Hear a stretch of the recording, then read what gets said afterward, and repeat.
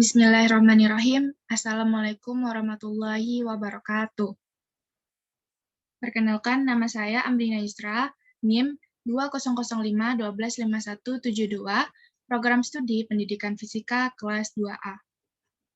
Video ini saya buat untuk memenuhi tugas akhir dari mata kuliah Eksperimen Fisika Dasar 2 dengan dosen pengampu Bu Naila Fauza dan Bu Dina Syafrita.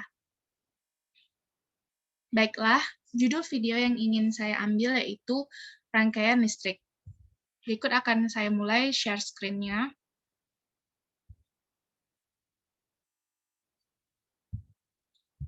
Nah, yang pertama, untuk memulai praktikum ini, kita menggunakan media simulasi yang telah direkomendasikan oleh dosen, yaitu FastChat. Teman-teman bisa melihat link untuk menuju media simulasi tersebut. Nah, berikut ini susunan dari media simulasi yang akan kita gunakan. Untuk saya sendiri, saya akan memilih yang berjudul rangkaian listrik.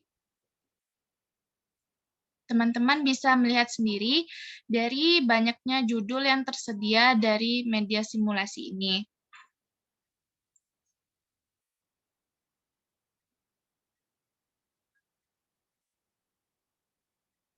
Kita masuk ke bagian 6, yaitu arus listrik, dan kita pilih rangkaian listrik.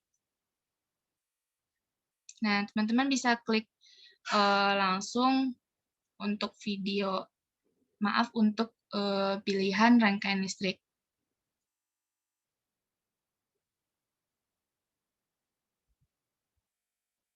Nah, kurang lebih untuk media simulasi seperti ini susunannya, di mana ada multimeter digital, dan di sini juga ada kabel penghubung, dan kabel hitam dan merah ini difungsikan untuk mengecek arus pada multimeter digital tersebut.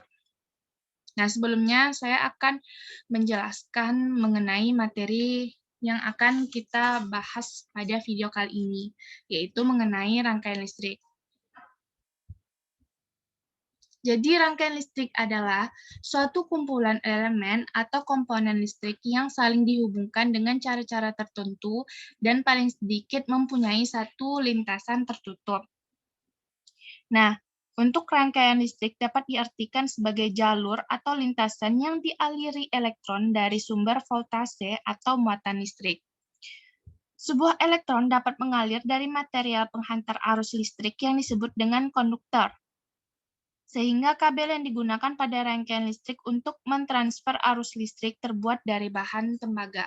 Nah, konduktor di sini adalah kabel-kabel ini yang menghubungkan antara baterai ataupun dengan lampu atau bohlam.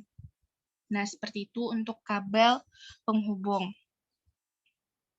Selanjutnya, pada materi ini akan dibahas ada dalam dua keadaan, yaitu sesuai dengan jenis rangkaian listrik. Umumnya, jenis rangkaian listrik terbagi menjadi dua. Yang pertama, rangkaian seri, lalu yang kedua ada rangkaian paralel.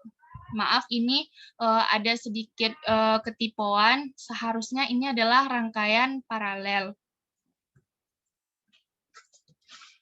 Nah, di sini akan saya jelaskan apa sih sebenarnya untuk rangkaian seri dan rangkaian paralel. Untuk pengertiannya sendiri, rangkaian seri adalah merupakan salah satu rangkaian listrik yang disusun sejajar atau secara seri. Nah, seri di sini yang dimaksud seperti apa? Seri bisa dimaksudkan pada baterai ataupun pada lampunya. Berikut akan saya tunjukkan ilustrasi atau gambaran rangkaian seri. Di sini teman-teman bisa mengganti nomor-nomor ini yang tujuannya adalah untuk mengganti model-model yang telah ditetapkan oleh media. Akan tetapi lebih baik kita merangkaikannya sendiri. Nah, di sini kita akan gunakan satu baterai dan satu lampu saja untuk mencontohkan seperti apa rangkaian seri. Nah, salah satunya seperti ini. Ini sudah termasuk ke dalam rangkaian seri.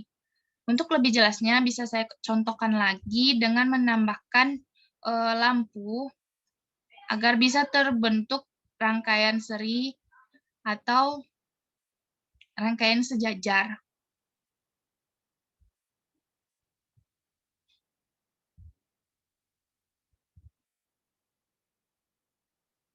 Nah, seperti ini rangkaian seri, salah satu contoh ilustrasi dari rangkaian seri. Mengapa demikian dikatakan rangkaian seri? Dikarenakan lampunya ini dan baterainya ini memiliki satu lintasan. Lintasan seperti apa? Nah, ini kabel-kabel ini bisa digambarkan secara lurus atau bisa disebut dengan sejajar, di mana lampunya juga sejajar dan juga baterainya tidak ditetapkan membentuk seperti terpisah. Jadi dia tetap satu kabel dengan baterai yang dua baterai ini. Lalu, apakah rangkaian seri cuma bisa digunakan dengan dua lampu atau satu lampu? Bisa sebanyak 3 lampu. Pada media ini bisa kita susun jadi 3 lampu. Seperti ini. Teman-teman bisa menghubungkan saja kabelnya yang ada pada rangkaian media ini. Nah, di sini terlihat perbedaan. Mengapa tadi di saat kita gunakan satu lampu atau dua lampu, menyebabkan lampunya berwarna putih. Nah, saat kita gunakan 3 lampu, lampunya menjadi warna kuning. Itu dikarenakan bahwasannya baterai ini tidak mencukupi untuk menerangi 3 lampu yang tersedia. Oleh karena itu, lampu menjadi redup.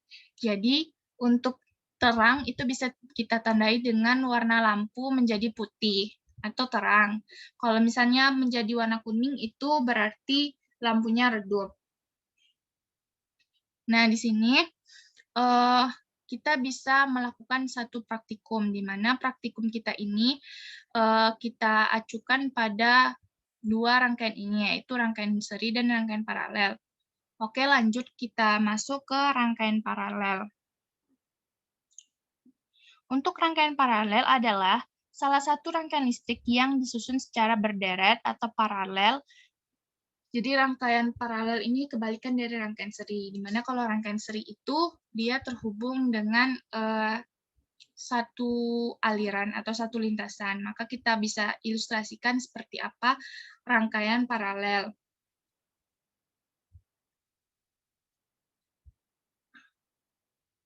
Teman-teman tinggal menyusun dari rangkaian yang tersedia ini, bisa digeser-geser seperti ini. Nah, teman-teman bisa geser juga baterainya. Lalu, untuk apa yang bulatan ini? Jadi bulatan yang tersedia ini adalah untuk sebagai penghubung dari lampu. Kita akan gunakan satu lampu. Jadi akan kita gabungkan antara lampu-lampu ini guna bisa mendapatkan rangkaian paralel yang kita inginkan. Saya akan langsung contohkan menjadi 3 lampu, karena minimal untuk rangkaian paralel itu ada 2 lampu atau 2 hambatan. Kita gunakan kabel penghubung untuk menghubungi lampu-lampu dan baterai ini. Kita akan hubungkan satu persatu.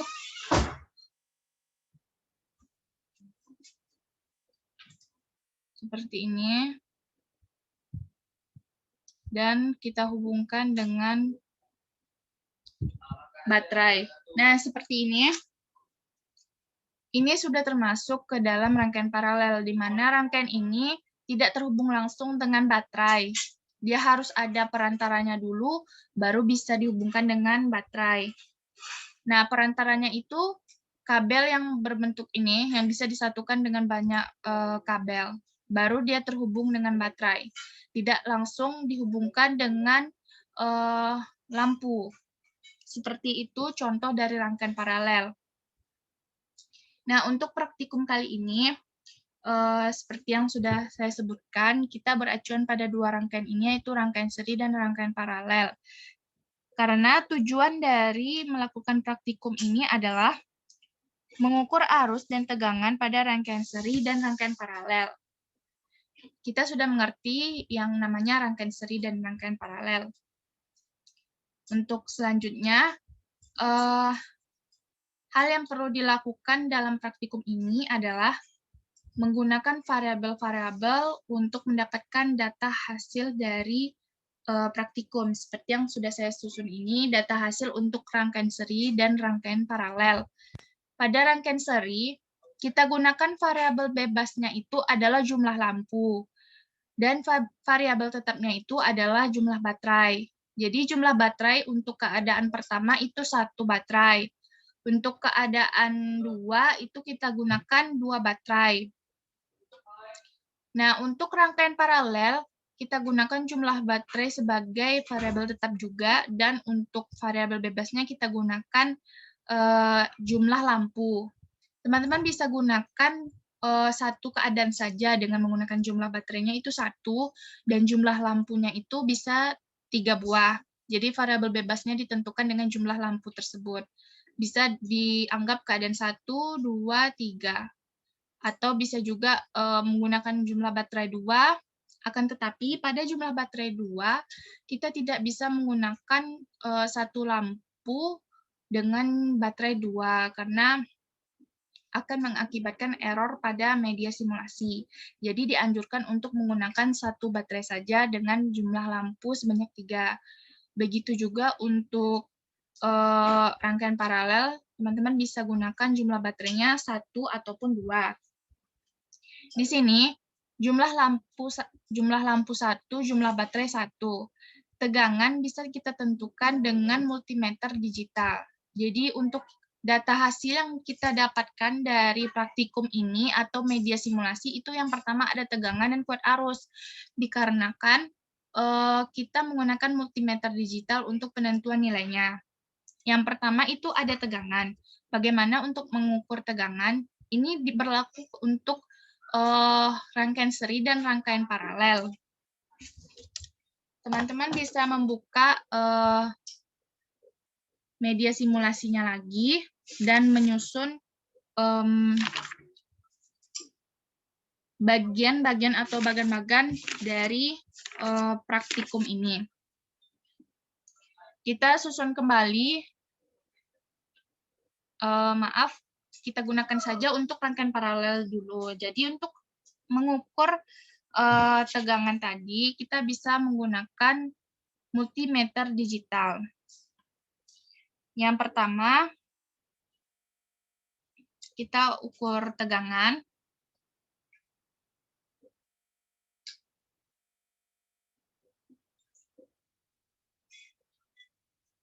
Untuk mengukur tegangan seperti ini caranya. Jadi klik huruf P di sini. Nah, kita tinggal hubungkan saja pada bagian-bagian yang bisa dihubungkan. Biasanya itu pada kutub yang berlawanan. Tapi kalau untuk rangkaian paralel bisa menggunakan kutub ini. Kita akan mencoba saja. Nah, kalau misal dia 00, berarti di kabel yang lurus ini yang menghubungkan ke sini, itu tidak ada tegangan. Jadi kita ulang kembali untuk tegangan, kita ukurnya itu dari sini ke sini. Kalau misalnya hasilnya negatif, berarti itu terbalik. Nah, cara memperbaikinya itu tinggal klik saja kabelnya. Nah, dia akan kembali menjadi positif. Begitu juga dia menyediakan, media ini menyediakan 2 multimeter digital. Jadi bisa kita gunakan keduanya. Yang pertama itu kita klik V-nya, terus kita klik, nah, yang seperti ini. Wajar itu menjadi negatif, karena media simulasi tidak bisa menentukan langsung untuk bagiannya, jadi kita klik manual saja kabel ini agar bisa kembali seperti semula. Nah, jadi tegangan bisa kita hitung dari multimeter digital tersebut, yang mana tegangannya itu 1,5 volt. Nah, kita sudah mengerti untuk mengukur tegangan. Untuk mengukur tegangan menggunakan multimeter digital, bagian dari baik dari rangkaian seri dan rangkaian paralel itu sama saja pada media simulasi ini. Lanjut, untuk mengukur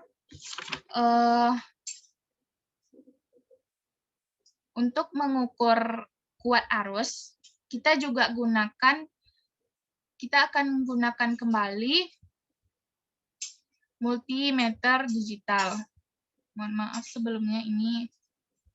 Nah, cara mengukur kuat arus sama dengan halnya tegangan, cuman ada sedikit perbedaannya. Yang pertama itu kita klik ini yang ada tombol A. Nah, di sini akan muncul tombol A yang fungsinya untuk memilih bagian mana yang mau kita ukur. Kita akan coba-coba saja. Yang pertama nih, kita klik A-nya. Nah, seperti ini. Biasanya kuat arus itu bisa pada rangkaian paralel seperti ini bisa diukur secara langsung. Kita coba lagi untuk kabel yang ini. Nah, jadi untuk kuat arus pada rangkaian paralel itu bisa kita ukur melalui penghubungnya ini karena dia akan terhubung dengan perantara untuk ke baterainya. Jadi bisa kita ukur dari sini kuat arusnya.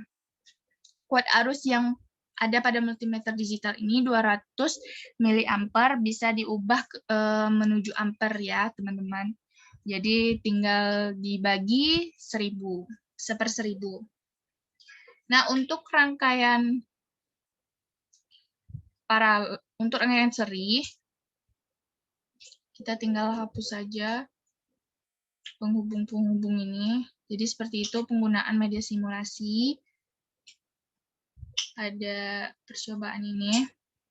Tinggal diklik button merah ini, maka kabel akan terputus. Nah, seperti ini sudah satu rangkaian seri.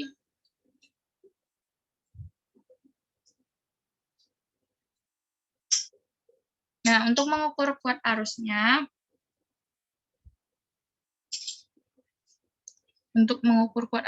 seperti ini. Di sini juga klik. Nah, kurang lebih seperti itu untuk kuat arus. Bagaimana kalau misalnya kita gunakan 2 lampu. Kita putuskan dulu kabel penghubungnya. Di sini terlihat ada segitiga-segitiga seperti ini. Nah, segitiga ini berfungsi untuk menggeser-geser bagian yang mau kita geser pada lampu atau pada baterai. Nah, seperti ini kita hubungkan terlebih dahulu, kita gunakan 3 lampu. Jadi kita gunakan 3 lampu.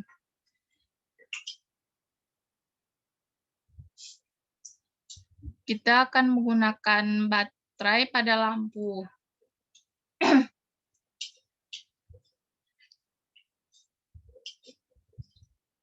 Teman-teman bisa hubungkan secara langsung. Nah, ini tandanya lampunya redup. Jadi kita akan coba untuk mengukur kuat arusnya. Jadi kuat arus menurut saya diukur pada media simulasi itu seperti ini. Kalau misalnya terbalik, berarti dia negatif. Kita coba di sini. Nah, seperti ini untuk rangkaian seri dan paralel. Jadi kita sudah paham untuk menggunakan media simulasi ini, maka kita akan mengolah datanya. Jadi teman-teman olah datanya dari rangkaian seri dan rangkaian paralel ini. Jadi kita ambil data hasil dari praktikum ini, ada pada rangkaian seri dan rangkaian paralel, yaitu di media itu kita dapatkan tegangan sama kuat arus. Nah, dengan satu baterai, satu lampu, tegangannya 1,5 volt, lalu kuat arusnya 0,2 ampere, artinya itu 200 miliampere. Ingat untuk mengubahnya menjadi ampere, dari miliampere menuju ampere. Lalu satu baterai, 2 lampu, yang mana tegangannya itu adalah 0,75 volt, lalu pada V yang kedua itu ada 0,75 volt. Untuk kuat arusnya yaitu 0,1 ampere, lalu kuat arus yang kedua 0,1 ampere. Lalu jumlah baterainya itu 1, jumlah lampunya 3, yang mana tegangan menjadi 0,5 volt, lalu tegangan yang kedua 0,5 volt, tegangan ketiga 0,5 volt, kuat arus pertama 0,067 ampere, kuat arus yang kedua 0,067 ampere, kuat arus ketiga 0,067 ampere. Begitu juga untuk yang menggunakan jumlah baterai 2 ya teman-teman. Jadi bisa menyeimbangkan untuk data hasil praktikumnya kita ambil, kalau misalnya kita menggunakan media simulasi yang kita dapatkan itu cuman tegangan dan kuat arus. Begitu juga untuk rangkaian paralel di mana minimal penggunaan lampu itu adalah 2, baru bisa terbentuk rangkaian paralel. Jumlah baterai 1, jumlah lampu 2, yang mana tegangannya yang pertama 1,5 volt, tegangan yang kedua 1,5 volt, lalu kuat arus yang pertama 0,2 ampere, kuat arus yang kedua 0,2 ampere. Begitu juga untuk jumlah baterai 1, jumlah lampu 3, tegangan yang pertama 1,5 volt, tegangan yang kedua 1,5 volt, tegangan yang ketiga itu 1,5 volt. Lalu untuk kuat arus yang pertama itu 0,4 ampere, kuat arus yang kedua 0,2 ampere, kuat arus yang ketiga 0,2 ampere. Mengikuti juga untuk hasil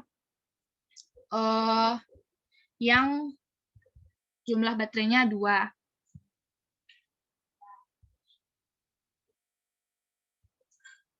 Jadi teman-teman sudah paham untuk menyusunnya tanda segitiga ini untuk menggeser-geser lampu atau baterainya. Begitu juga untuk penghubungnya. Untuk mengukur kuat arus dan tegangan, bisa klik salah satu dari V atau A ini. Ini tanda merah ini fungsinya untuk memutus kabel yang akan kita putuskan hubungannya. Kabel penghubung ini adalah kabel penghubung yang akan kita susun medianya. Jadi tanda I ini biasanya untuk secara otomatis dari medianya, tapi untuk kita bisa lakukan penghitungan manual atau multimeter digital. Selanjutnya, ketika kita sudah paham rangkaian listrik itu apa, dan kita sudah paham juga jenis rangkaian listrik itu apa saja dan ilustrasinya seperti apa. Lalu tadi kita juga memahami prosedur untuk praktikum bisa disesuaikan dengan pengetahuan teman-teman. Jadi akan saya ulangin lagi, rangkaian listrik itu adalah suatu kumpulan elemen atau komponen listrik yang saling dihubungkan dengan cara-cara tertentu dan paling sedikit itu mempunyai satu lintasan tertutup. Biasanya satu lintasan tertutup ini berfungsi pada rangkaian seri. Barulah terbentuk yang namanya rangkaian listrik. Nah, rangkaian listrik dapat diartikan sebagai jalur atau lintasan yang dialiri elektron dari sumber voltase atau muatan listrik. Sebuah elektron dapat mengalir dari material penghantar arus listrik yang disebut dengan konduktor. Jadi kalau konduktor kita tadi itu, teman-teman bisa lihat, yaitu kabel penghubung ini. Lalu,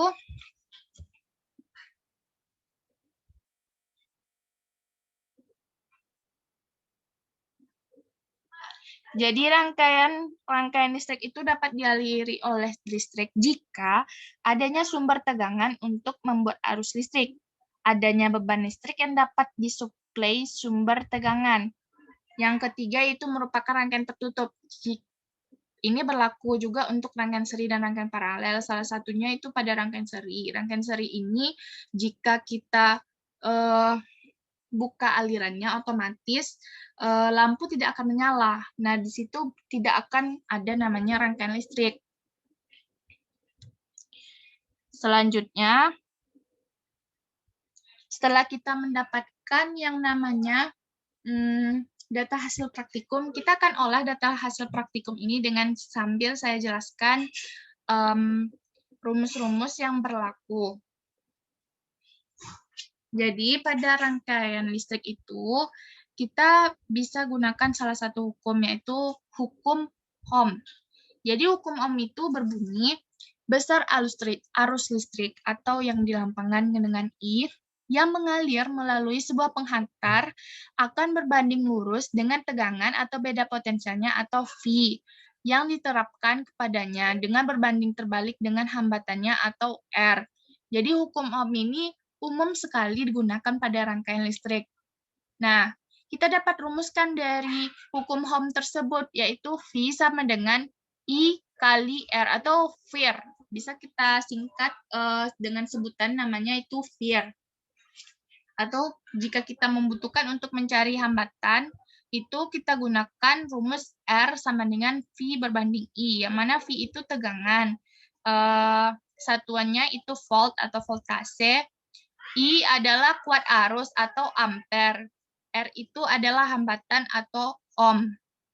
Nah, tadi dari hasil data hasil praktikum kita dapatkan yaitu cuman tegangan dan kuat arus. Sedangkan kita ingin mengetahui hambatan yang berlaku pada rangkaian tersebut. Jadi cara menentukannya itu kita gunakanlah hukum ini, hukum Ohm, yaitu R sama dengan V berbanding I. Di sini kita sudah dapatkan V berbanding I. I ini tuh kuat arus ya.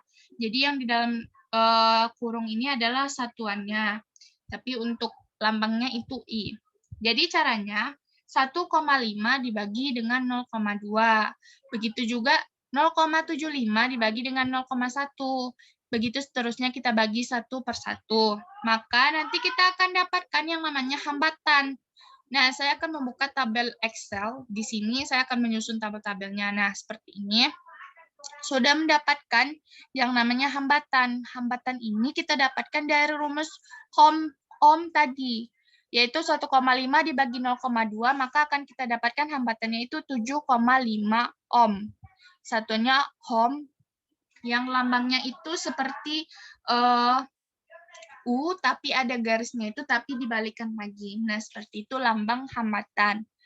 Nah, berlaku juga untuk rangkaian paralel, karena hukum ini bisa digunakan pada rangkaian paralel untuk menentukan si VIR tadi, yaitu VIR pada rumus dari hukum Ohm tersebut, yaitu hukum Ohm, V tegangan, I kuat arus, R hambatan.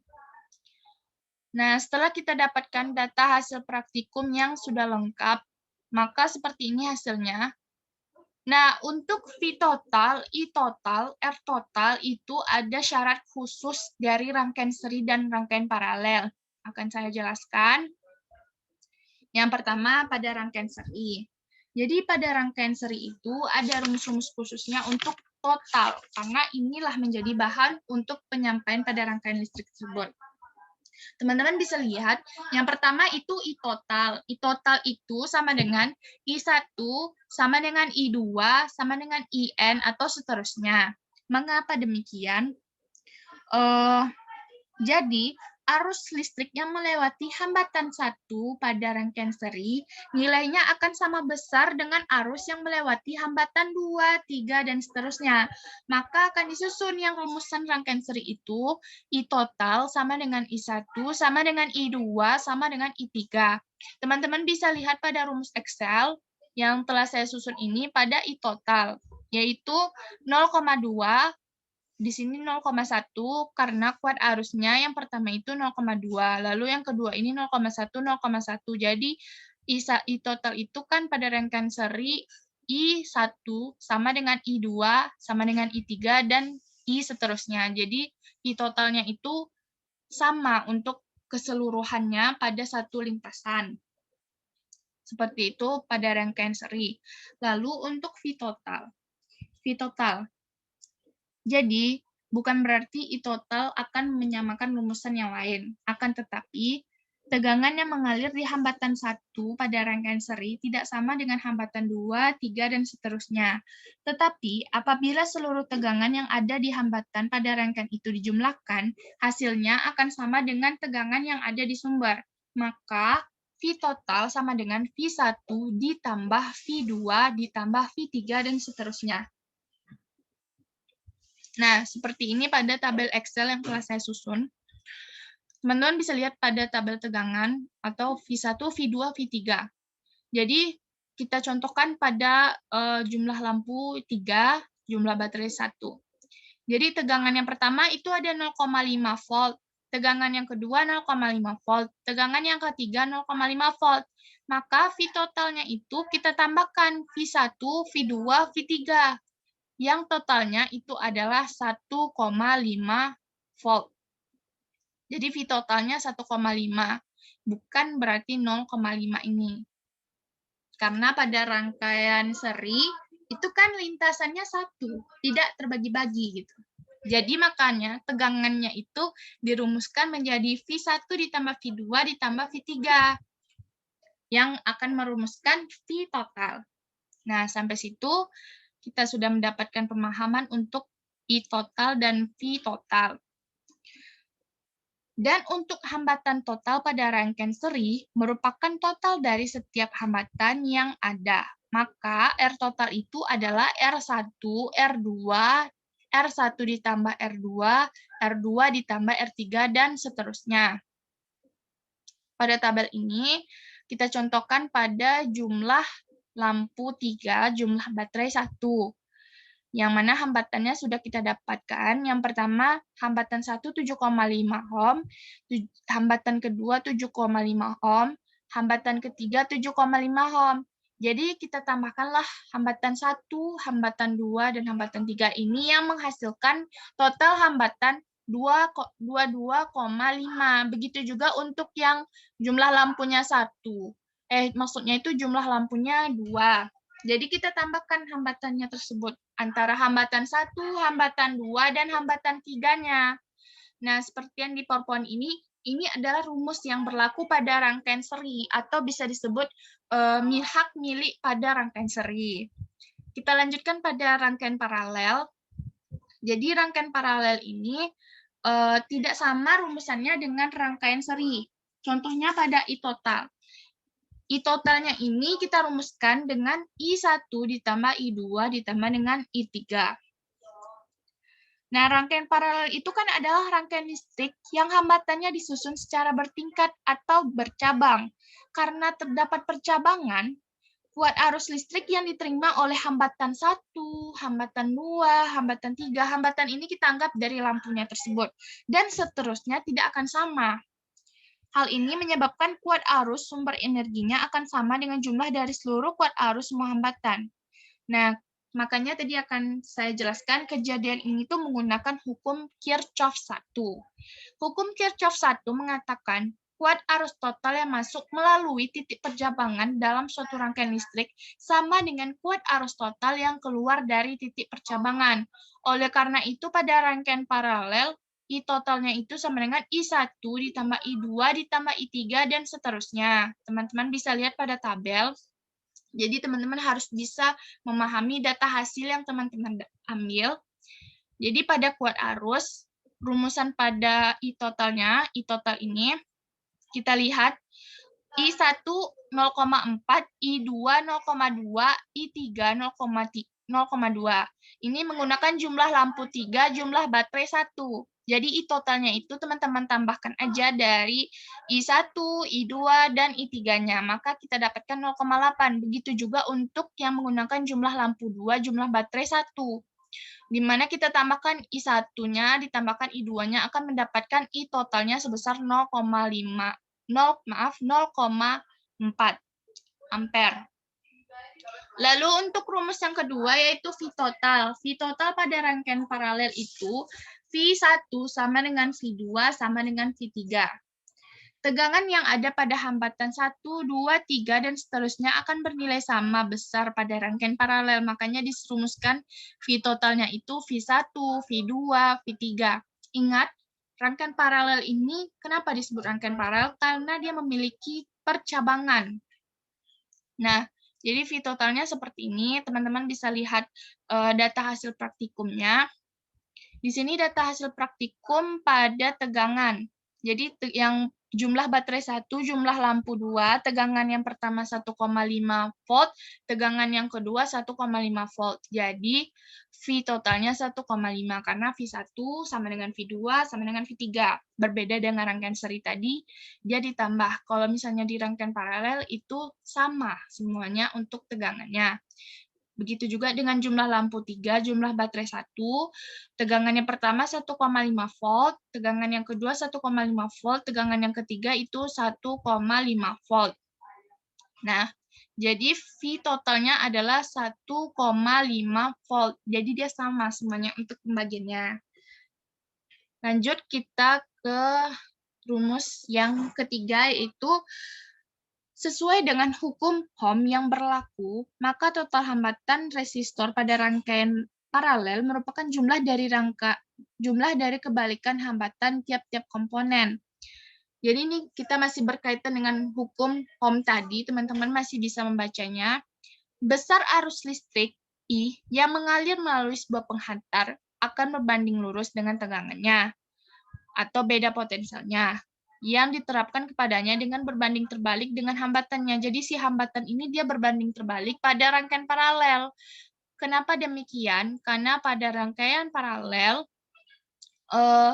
di sini kan dia disusun secara berpercabangan.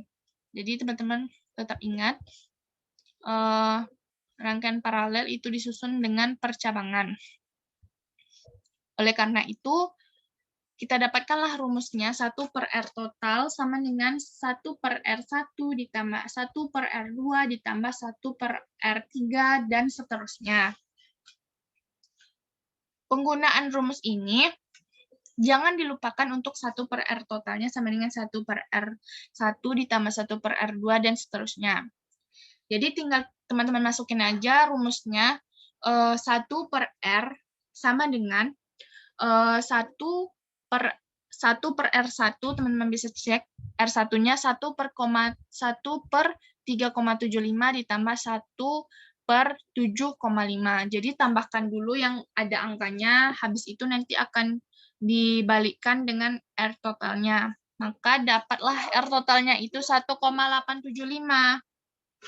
Jadi R total itu dapat dirumuskan dengan rumusan yang telah ditentukan pada rangkaian paralel ini berbeda dengan rangkaian seri. Nah, dari kedua ini terdapatlah perbedaan antara rangkaian seri, di mana akan saya kopikan di sini untuk melihat perbedaannya. Sini.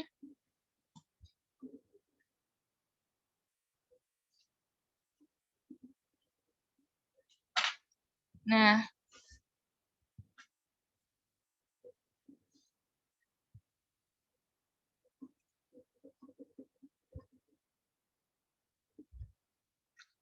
ini rumusan pada rangkaian seri dan paralel agar terlihat perbedaan. Jadi kalau di I total pada rangkaian seri itu kan I1 sama dengan I2 sama dengan I3. Jadi sama untuk keseluruhannya. Sedangkan untuk paralel itu ditambah. Antara I1, I2, dan I3-nya itu ditambah, barulah dapat I total. Sedangkan untuk rumusan pada rangkaian seri untuk V total, jadi V totalnya itu kita dapatkan dengan menambahkan hasil praktikum kita V1 ditambah V2 ditambah V3. Sedangkan untuk pada rangkaian paralel, V total itu V1 sama dengan V2 sama dengan V3. Nah, itu V totalnya. Jadi V-nya itu sama, V total itu sama antara V1, V2-nya. Sedangkan V total pada rangkaian seri itu harus ditambah dulu V1, V2, V3-nya, barulah didapatkan yang namanya V total. Pada rumusan rangkaian seri, R totalnya itu ditambah R1, R2, R3. Karena kan hambatan itu bergantung pada lampu-lampu yang telah kita susun. Sedangkan pada rumus rangkaian paralel, hambatan itu kebalikan, jadi 1 per R. Nah, untuk mendapatkan R total, 1/R total sama dengan 1/R1 ditambah 1/R2 ditambah 1/R3. Maka, barulah kita dapatkan yang namanya R total. Seperti ini pada tabel Excel yang telah disusun.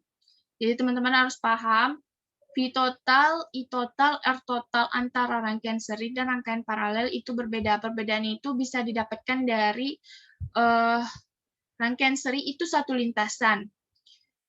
Karena dia seri, pasti disusunnya dengan satu lintasan.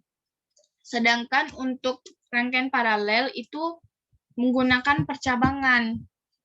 Oleh karena itulah terdapat perbedaan dari penggunaan rangkaian seri dan rangkaian paralel dan menyebabkan rumus pada rangkaian seri dan rangkaian paralel itu ada perbedaan pada rumus identiknya. Tapi untuk rumus rangkaian listrik itu kita menggunakan hukum Ohm.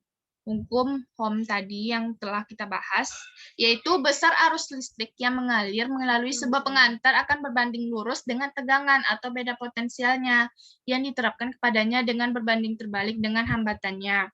Jadi rumusnya itu bisa dihafal dengan VIR. Jadi V sama dengan I dikali R. Jika mencari R, maka V berbanding I. Sifat-sifat rangkaian seri. Yang pertama, tegangan sumber akan dibagi dengan jumlah tahanan seri. Jika besar tahanan sama, jumlah penurunan tegangan dalam rangkaian seri dari masing-masing tahanan seri adalah sama dengan tegangan total dari sumber tegangan. Yang kedua, jika salah satu beban atau bagian dari rangkaian tidak terhubung atau putus, aliran arus terhenti.